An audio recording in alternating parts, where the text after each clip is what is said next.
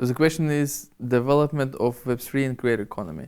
It's a really broad question, but to answer it really short, I believe that the main purpose of Web3 is actually enabling decentralized creator economy. And creator economy development started way before Web3. It started from creative industries, which already present for many years, for thousands of years.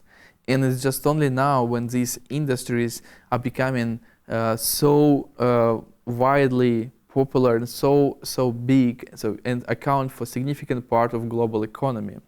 And when we introduce decentralized creator economy, it will even more accelerate the growth of creative industries and basically allow creators to be rewarded much more efficiently and much more fairly.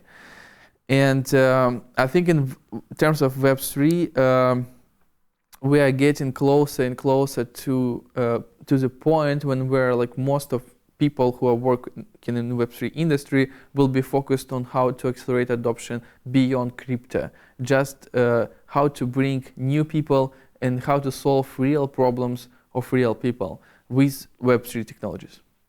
The question is how Web3 will look like in 5 years.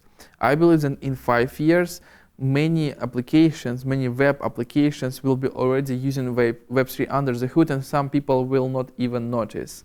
I'm pretty sure that at that time we will already have a breakthrough in some industry. Maybe we will have music services done on Web3 on a protocol, and all this data, all these assets will be owned by people. And what is also important, I think we will notice and we will witness creation of a global governance bodies which will govern the whole Web3 industry.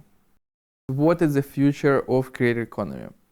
So I think the future of creator economy is crowdsourcing in peer review, because at the point we have a decentralized system for creator economy, more and more decisions can be done peer-to-peer based on review of assets, review of work of other creators within your industry.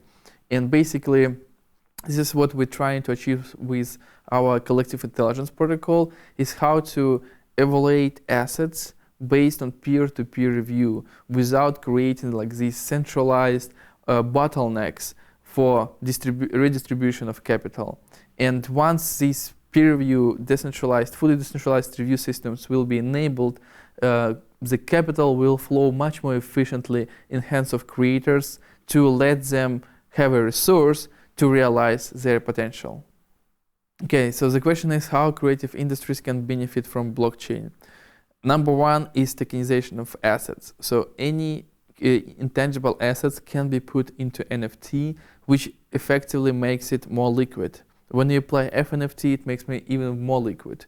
When you apply DeFi protocols on top of it, it also increases liquidity of these assets. So basically, all these assets, which right now are kind of underutilized, will become much more liquid, and people will be able to commercialize these assets much more efficiently. Another point is transparency and openness. So with Web3, all these creative industries will become much more accessible for general people and much more transparent. So we will know why this specific work is popular, why this specific work is considered high value, high impact in specific industry. Okay, so the question is, how is the world shifting to creator-centric model? So you can already notice that most influential people in the world, they also influential on social media, they also influential on internet, and by some reason they're influential because of the work they create. So and this is already a sign of the shifting of the whole economy. And just now it's